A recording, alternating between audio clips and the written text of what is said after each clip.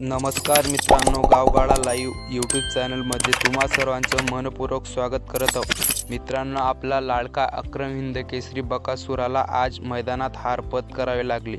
तर मित्रांनो, हार जीतचा खेळ असतो। मित्रांनो, पुढच्या मैदानामध्ये बकासूर नक्कीच एक नंबर करेल। मित्रांनो, व्हिडिओ पूर्ण पहा आणि चॅनलला नवीन आले असाल तर चॅनलला लाईक, शेअर आणि सबस्क्राईब करा। धन्यवाद।